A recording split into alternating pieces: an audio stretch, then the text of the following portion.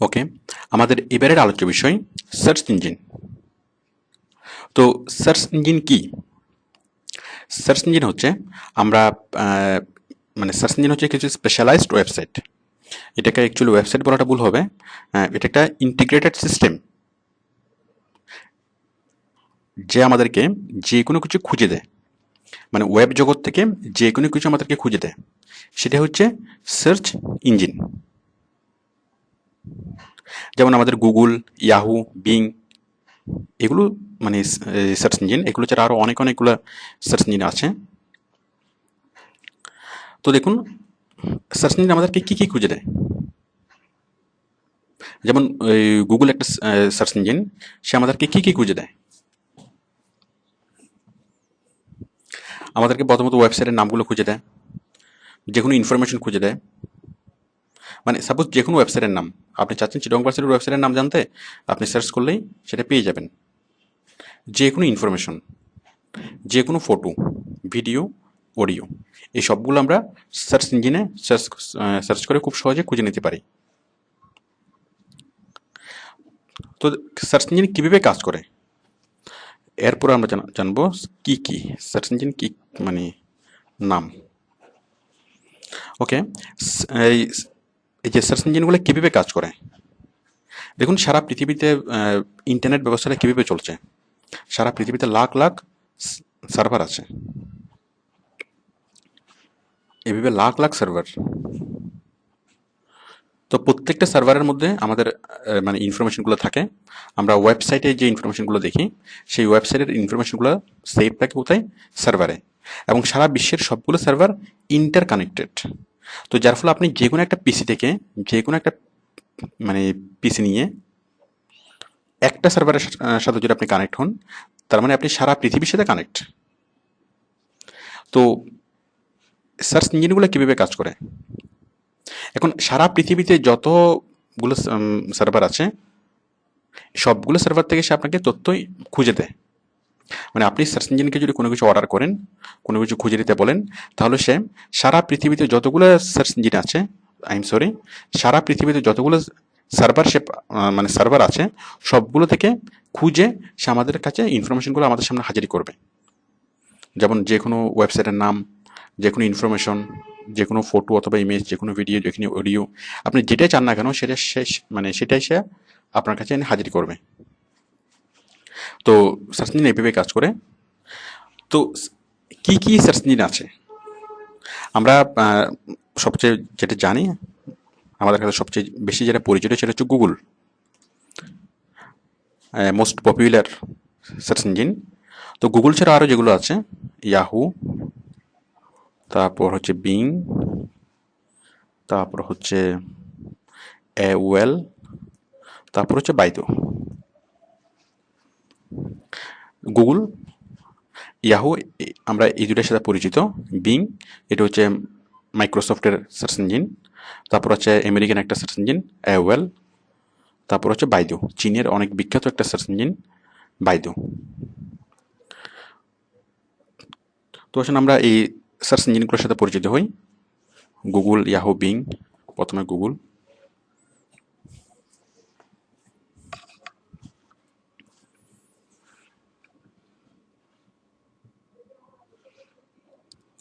Google, Yahoo, এটা হচ্ছে ইয়াহুর search bar. আপনি যে কোনো কিছু লিখে এখানে সার্চ করলে চলে আসবে। বিং, তারপর হচ্ছে বাইদু, তারপর আরেকটা হচ্ছে ওয়েল, ওএল। তো এগুলো ছাড়াও আরও কয়েক হাজার সার্চ ইঞ্জিন আছে, তবে এগুলোই সবচেয়ে বেশি পরিচিত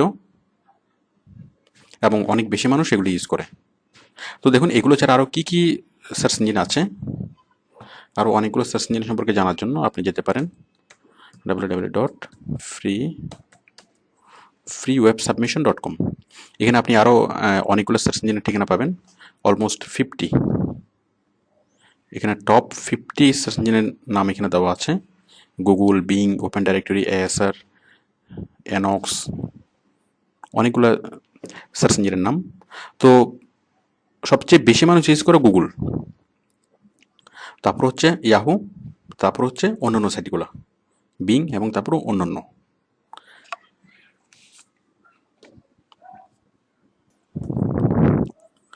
দেখুন আমি গুগল একটু ইউজ করে দেখাচ্ছি।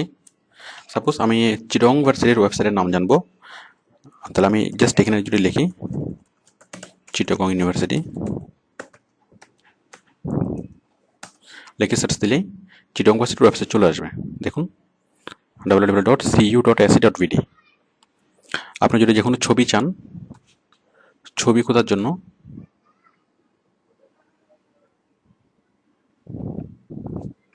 দেখুন আমরা এই সার্চ ইঞ্জিনের উপরে দেখতে পাচ্ছি এই যে সার্চ মানে ওয়েবসাইটের নাম, ইমেজ, ম্যাপ, তারপর এখানে আরও অনেক কিছু দেখতে পাচ্ছি। এই যে ফটো খুঁজে দিবে, ভিডিও খুঁজে দিবে, অনেক অনেক কিছু খুঁজে দিবে। তো সাপোজ আমরা ছবি খুঁজবো, ছবি খোঁজার জন্য আমরা ক্লিক করবো কোথায়? ইমেজে। আমরা এখন যেটা শিখছি যে ইমেজের মাধ্যমে ইমেজ কীভাবে আমরা খুঁজবো। আমরা ওয়েবসাইটের নাম কীভাবে খুঁজবো সেটা আমরা জানলাম। ইমেজ আমরা কীভাবে খুঁজবো, ফটো অথবা ইমেজ। তাহলে আমরা সেই জন্য কোথায় যাব?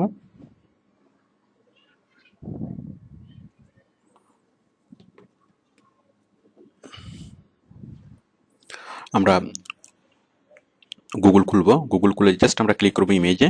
ইমেজে ক্লিক করার পরে দেখুন এখানে আমরা যেটা লিখে দেবো সেটার ইমেজে চলে আসবে। আমি চিটং ভার্সিটি লিখলাম, চিটং ভার্সিটির অনেকগুলো ইমেজ চলে আসছে। আমি যদি কোনো মানুষের নাম লিখি, সাপোজ সচিন, তাহলে সচিনের নাম দেখুন। তাছাড়া কোনো কিছু ইনভিজিবল, যেটা আমরা জাস্ট মানে কল্পনা করতে পারি, কিন্তু আমরা সরাসরি জিনিসটা ছবিটা কেমন হবে সেভাবে আমরা আইডিয়া করতে পারি না, অথবা আইডিয়া করতে পারি। দেখুন আমরা সাপোজ দিলাম হেডেক, হেডেক, দেখুন চলে এসছে হেডেকের ছবি। তারপর হচ্ছে স্টোমাক এক,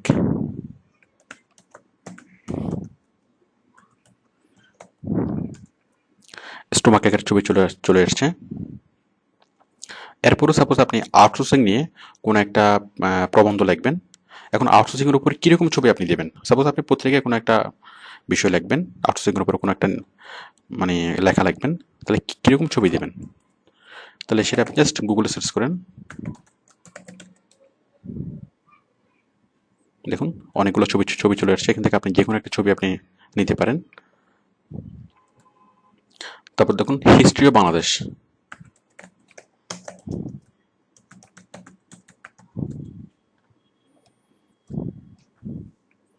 দেখুন অনেকগুলো ছবি আসছে। তো এই ধরনের ছবিগুলো আপনি কীভাবে ডাউনলোড করবেন? ছবি ডাউনলোড করা খুব ইজি। আপনি জাস্ট ছবির উপরে ক্লিক করবেন, ছবিটা খুলবেন। ছবিটা খোলার পরে ছবির উপর রাইট বাটনে ক্লিক করবেন, ক্লিক করে save image as, save image as এখানে ক্লিক করবেন। দেন ছবির নাম এখানে লিখবেন, লেখার পর জাস্ট সেভ। ছবিটা সেভ হয়ে গেল।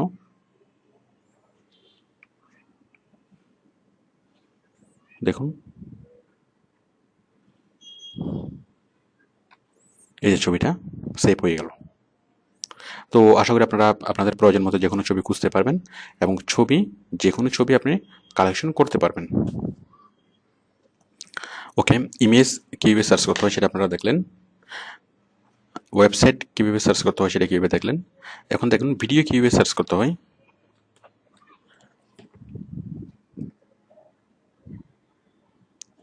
আমরা দুইভাবে আমরা ভিডিও সার্চ করতে পারি। আমরা সরাসরি গুগলে আমরা মানে লিখে দিতে পারি। সাপোজ আমি মানে সচিনের ব্যাটিং দেখব, তাহলে সচিন ব্যাটিং ভিডিওস দেখলে সরাসরি চলে আসবে। দেখুন অনেকগুলো চলে আসছে, এখান থেকে আপনি ক্লিক করে এখন ভিডিওগুলো দেখতে পারবেন।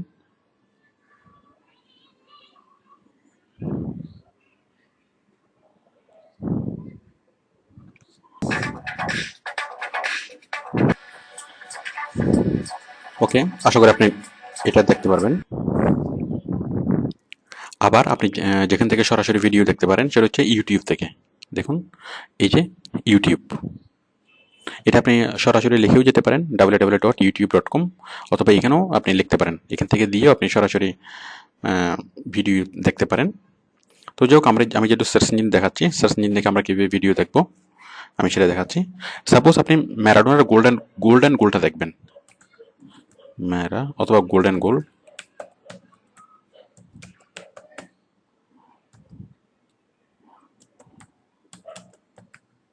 গোল্ডেন গোল অফ ম্যারাডোনা, দেখুন এই যে চলে আসছে, অনেকগুলো ভিডিও চলে আসছে।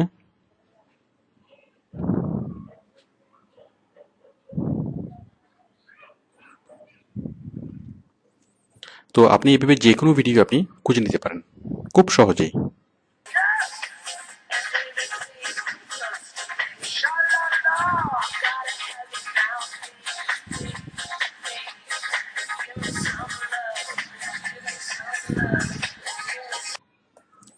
এরপর দেখুন, আমরা যে কোনো অডিও খোঁজার জন্য, suppose audio song of Rabindranath, audio song of,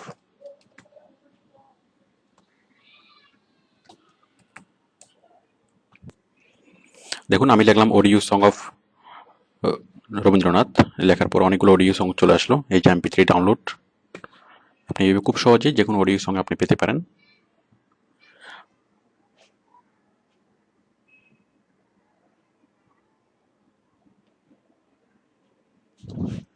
ওকে, তো আশা করি আপনারা এটা পারবেন।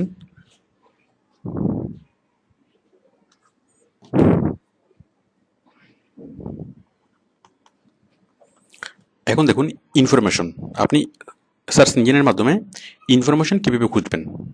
আমি আগে বলে রাখি, সার্চ ইঞ্জিনের মাধ্যমে ইনফরমেশন খোঁজাটা একটু বিরক্তিকর অথবা একটু লেংদি।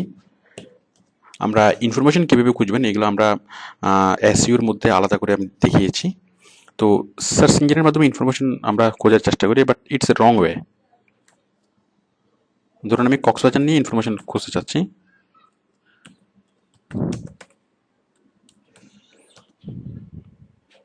তো অ্যাকচুয়ালি আমরা যেটা পাবো সেটা হচ্ছে কিছু ওয়েবসাইটের নাম পাবো, এবং সেখান থেকে কক্সবাজারের ইনফরমেশন সার্চ করা একটু টাফ। তো আমরা মূলত ইনফরমেশন মানে সার্চের জন্য যেগুলো ইউজ করি আমরা, মানে আর্টিকেল সাইটগুলো সবচেয়ে ভালো, আর্টিকেল সাইট, উইকিপিডিয়া, এই মানে এইগুলো ইনফরমেশন কালেকশনের জন্য খুব খুব ভালো। বাট সার্চ ইঞ্জিন ইনফরমেশন কালেকশনের জন্য খুব বেস্ট কোনো মিডিয়া না। তো ইনফরমেশন কীভাবে কালেক্ট করবেন সেটা আমরা এসইওতে দেখিয়েছি। আপনারা ভিতরে গেলে মানে এসইওর লেসনে আপনারা এগুলো পাবেন, বিস্তারিত এখানে দেখানো হয়েছে। এছাড়া আমি আরও কিছু ইউজ দেখাচ্ছি সার্চ ইঞ্জিনের। দেখুন আপনি যদি এখানে লেখেন যে ওয়েদার, ওয়েদার ঢাকা অথবা ওয়েদার চিটাগং, দেখুন এখন চিটাগংয়ের তাপমাত্রা কত। ঠিক এই মুহূর্তে চিটাগংয়ের তাপমাত্রা হচ্ছে 30°C। আজকের অ্যাভারেজে তাপমাত্রা ছিল 31°C। তারপর আগামীকাল পরশু কত থাকবে সবগুলো এখানে দেখা যাচ্ছে। যেমন আজকে বৃষ্টি হচ্ছে, কালকেও আকাশে মেঘ থাকবে, বৃষ্টি হবে। এভাবে আপনি অনেক দিনের ফোরকাস্টিং আপনি দেখতে পাবেন। তাছাড়া দেখুন এই যে বাতাস কোন দিক দিয়ে প্রবাহিত হচ্ছে, উইন্ড সাউথ অ্যাট 8 কিলোমিটার/আওয়ার, দক্ষিণ দিক থেকে 8 কিলোমিটার ঘন্টা বেগে প্রবাহিত হচ্ছে। হিউমিডিটি মানে আর্দ্রতা হচ্ছে 74%। তো আপনি যদি আরও জানতে চান, যেমন এখানে ফোরকাস্টিং দেওয়া আছে 4 দিন, ফ্রাইডে, স্যাটারডে, সানডে, মানডে। তো আপনি যদি 10 দিনের মানে ফোরকাস্টিং জানতে চান আপনি খুব সহজেই জানতে পারবেন। আমি নিচে এখানে ক্লিক করছি, দ্য ওয়েদার চ্যানেল। তো অ্যাকচুয়ালি পেপারে অথবা টিভিতে আমরা একদিন অথবা 2 দিনের ফোরকাস্টিং দেখি, বাট আপনি যদি চান যে আগামী 10 দিন পর কী হবে, সেই 10 দিন পরের ফোরকাস্টিং আপনি জানবেন, সেটা আপনি এখান থেকে খুব সহজেই জানতে পারেন। এই যে দেখুন 10 ডেজ ফোরকাস্টিং, 5 ডেজ ফোরকাস্টিং।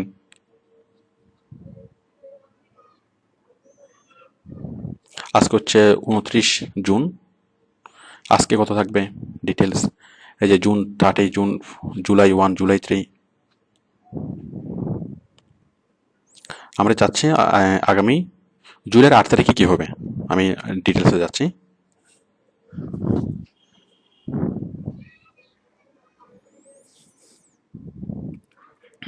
দেখুন জুলাইয়ের 8 তারিখে চান্স অফ রেইন 60%, তার মানে বৃষ্টি হওয়ার সম্ভাবনা অনেক বেশি।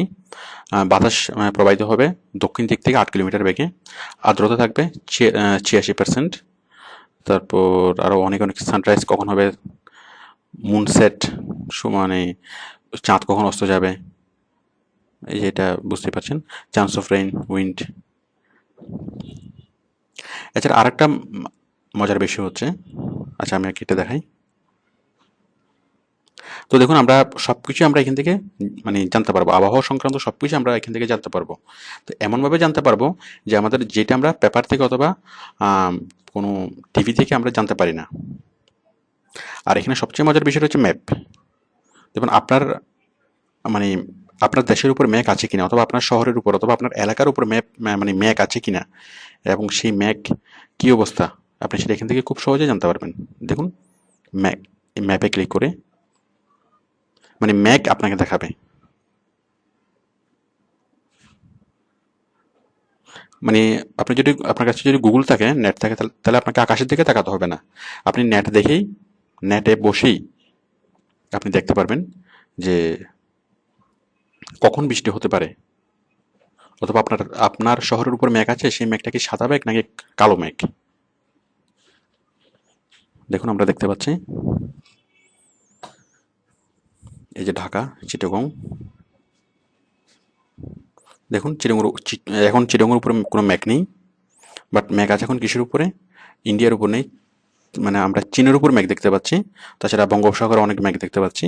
তো এই মেঘগুলো যখন এখানে আসবে, এগুলো আসছে দক্ষিণ দিক থেকে, যখন মেঘগুলো আসবে তখন হয়তো কালকে অথবা পরশুদিন এখানে বৃষ্টি হতে পারে।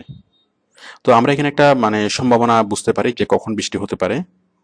আপনি এটা সার্চ করে আরও ডিপি গিয়ে দেখতে পারেন।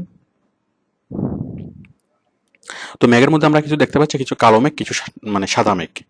কারণ কালো মেঘ মানে হচ্ছে এগুলো বৃষ্টি হবে। দেখুন এই যে মেঘ, তার মানে এগুলো থেকে বৃষ্টি হবে। আর সাদা মেঘ আমরা তো জানি এগুলো থেকে এই মুহূর্তে বৃষ্টি হবে না।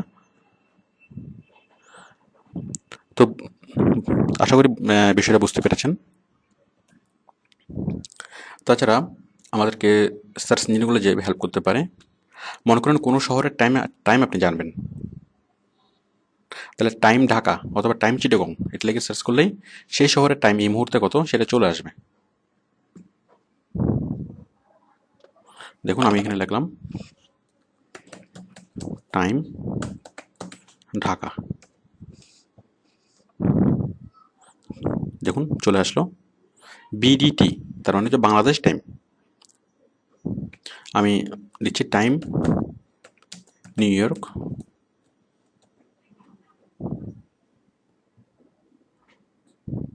7:54 AM, মানে সকাল 7টা। নিউ ইয়র্কে এখন সকাল 7টা। তারপর আমি যদি দিই টাইম লন্ডন,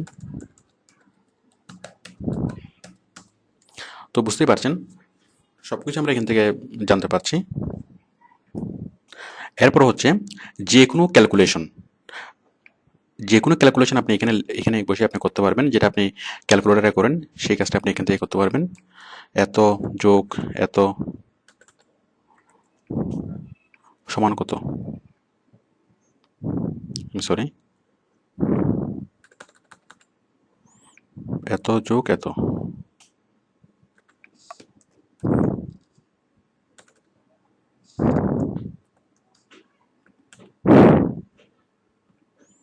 তো যোগ বিয়োগ গুণ ভাগ সব কিছু আপনি এখান থেকে করতে পারবেন। এত যোগ এত, আবার এত গুণ এত, গুণ হচ্ছে স্টার। তো যোগ বিয়োগ গুণ ভাগ সব কিছু আপনি এখানে করতে পারেন সিম্পল ক্যালকুলেটারের মতোই। এছাড়াও যেমন সাইন 30 সমান কত,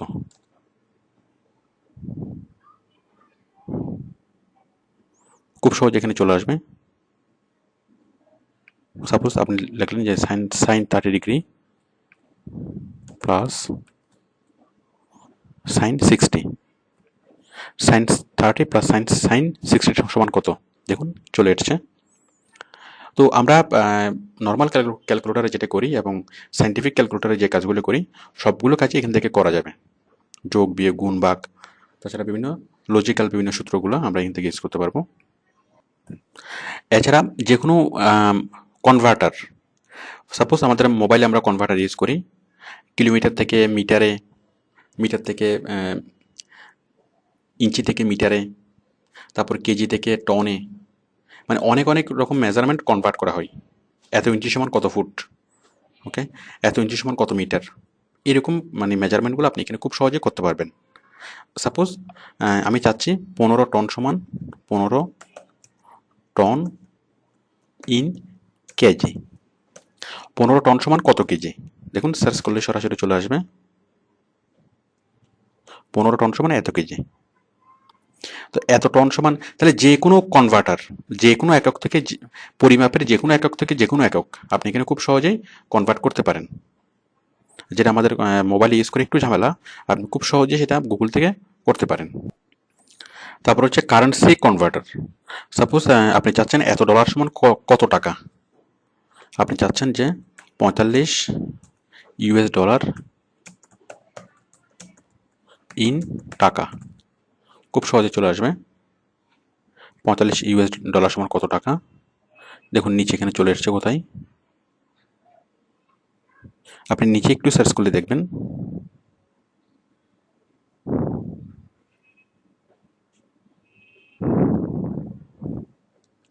তো আপনি এইভাবে যে কোনো ইউনিট মানে কনভার্সনের কাজ সার্চ ইঞ্জিনের মাধ্যমে খুব সহজে করতে পারেন।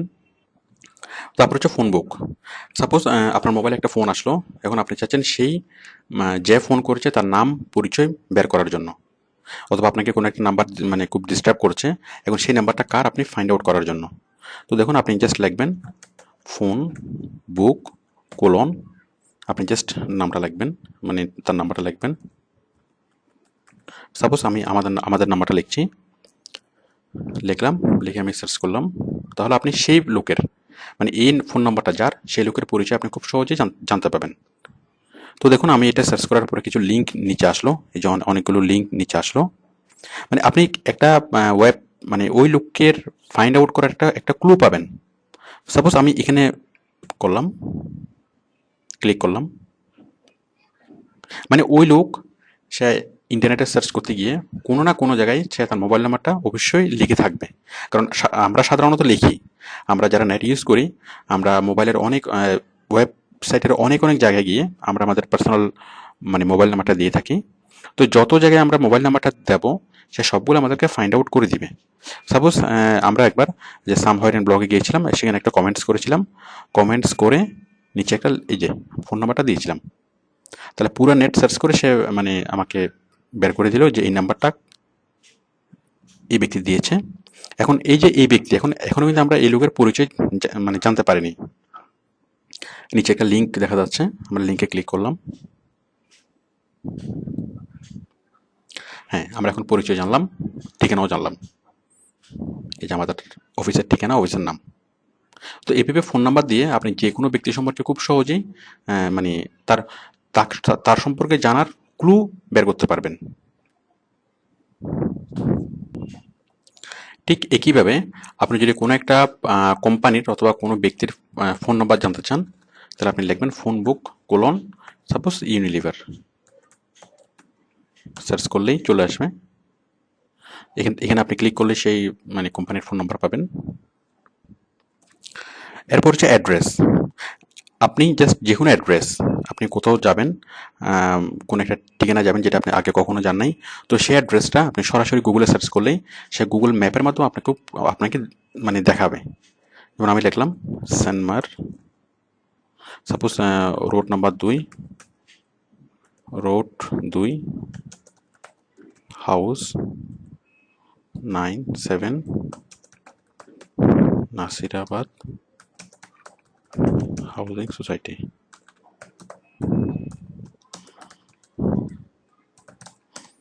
লিখলেই সরাসরি এটা আপনাকে মানে গুগল ম্যাপের মাধ্যমে দেখাবে।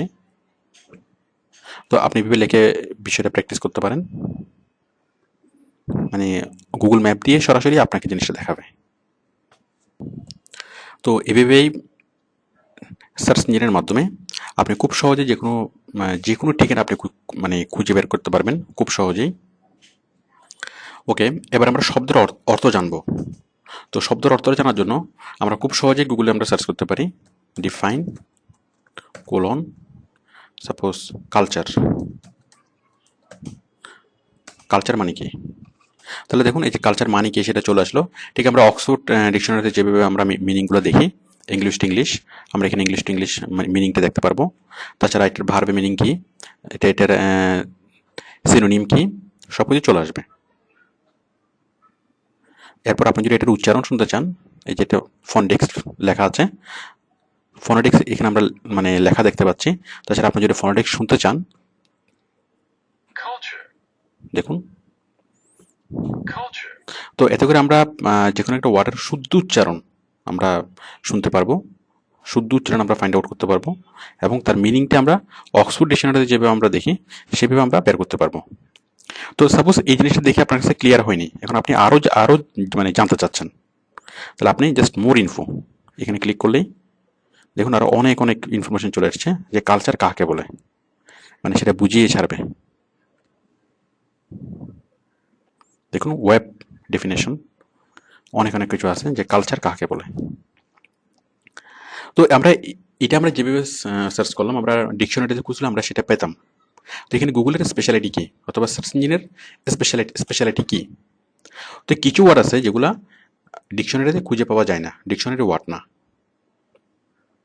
আমরা সেগুলোর মিনিং আমরা সবাই বুঝি, অথবা আমরা অনেক সময় বুঝি না, বাট সেগুলো ডিকশনারিতে খুঁজলে পাওয়া যায় না। সাপোজ ধরুন আমি একটা ওয়ার্ড লিখছি, মফিস।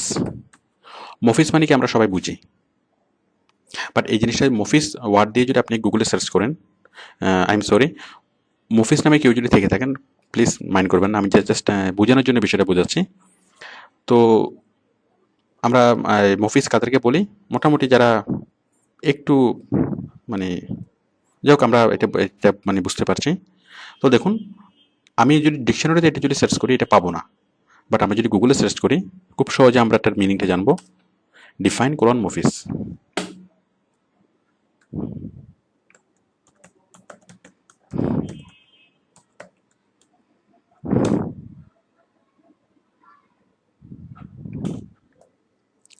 দেখুন আমরা খুব সহজে পেয়ে গেলাম ডিফাইন কোলন মফিস।